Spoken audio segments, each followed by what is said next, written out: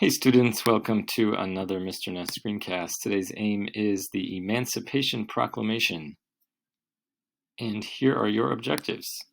Please pause the video, look these questions over, and get ready to copy some vocab and take some notes. Today we're going to be looking at the Emancipation Proclamation, a famous document that has been called one of the, quote, great documents of human freedom. But this is a confusing document because it didn't actually end slavery, and in my opinion, its impacts on human freedom were quite limited. In the video today, I'm going to explain the ways that this document did and did not impact slavery. As you listen, I want you to be thinking about whether you think that the Emancipation Proclamation lives up to its description as a great document of human freedom.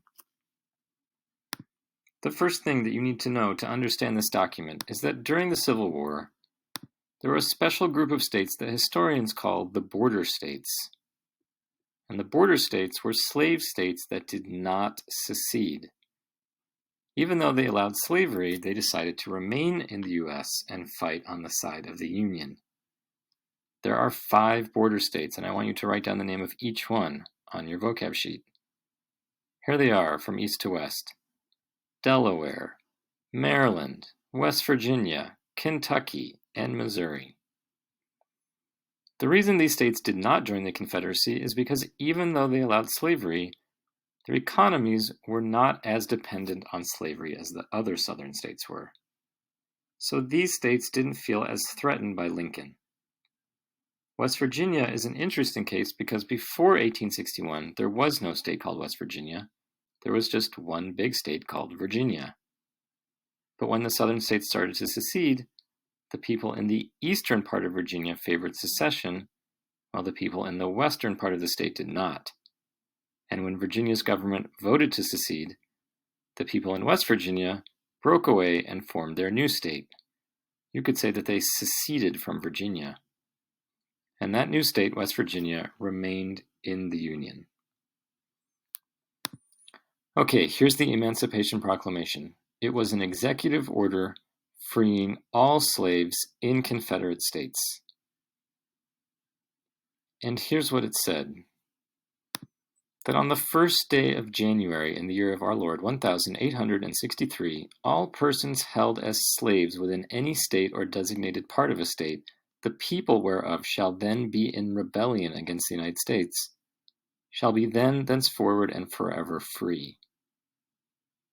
So that means that on New Year's Day, 1863, all slaves in Confederate states would gain their freedom. But the important thing to note here is that the Emancipation Proclamation only referred to the Confederate states, not to the slave states. So it only applied to slaves in the states that had seceded. It did not apply to the border states, because those states had not seceded.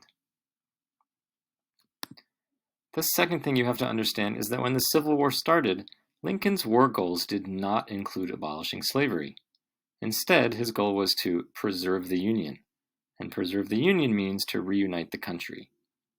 In other words, Lincoln just wanted the Confederacy to rejoin the country, and he decided that he was willing to go to war to make the southern states return. But he made clear that he wasn't going to war to end slavery. If you don't believe me, look at a letter that Lincoln sent in 1862 to Horace Greeley, an abolitionist and newspaper publisher.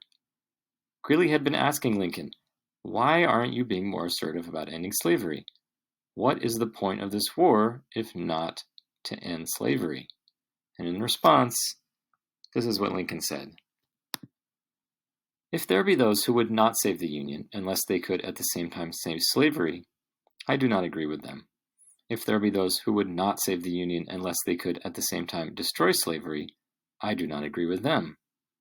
My paramount object in this struggle is to save the Union, and is not either to save or to destroy slavery. If I could save the Union without freeing any slave, I would do it. And if I could save it by freeing all the slaves, I would do it.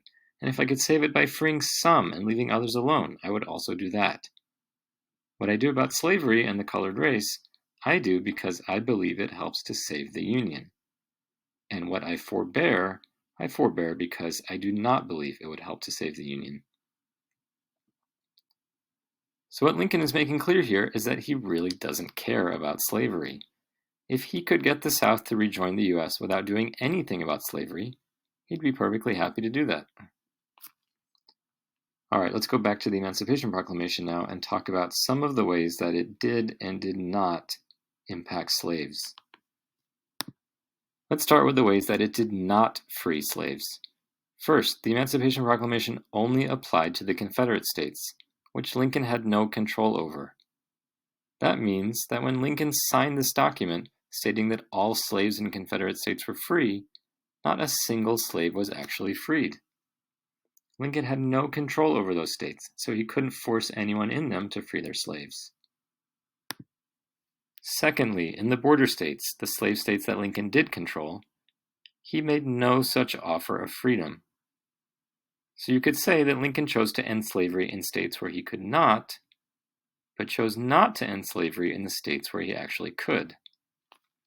Again, at the moment he signed this document, no slaves were freed. Now let's look at how, despite its limitations, the Emancipation Proclamation still did have an impact on slaves. First, it made abolition a goal of the war. In his letter to Horace Greeley, Lincoln had said that his goal was to preserve the Union, whether or not slavery ended. But the Emancipation Proclamation made it clear that if the North, or the Union, won the war, slavery would be abolished in the South, and that was very inspiring to anyone who cared about abolition. The second important thing about this document is that it did free slaves in Confederate lands that the Union Army captured. So as the war went on and the Union Army advanced into the South, soldiers freed slaves in any Confederate lands they conquered. What did all those freed slaves do? Well, the third important thing is that the Emancipation Proclamation allowed freed slaves to join the Union Army. And by the end of the war, almost 200,000 black soldiers and sailors had fought for the Union and for freedom. So the Emancipation Proclamation both motivated the Union Army by making abolition a clear goal of the war, and it also strengthened the Army by allowing former slaves to serve as soldiers. What I want you to do now is review the last few slides and make a judgment. In your opinion, does the Emancipation Proclamation deserve the title of, quote, one of the great documents of human freedom? Now it's time to review the objectives, and if you don't know the answer to any of them, rewind the video and look again. I will see you in class. Bye, students.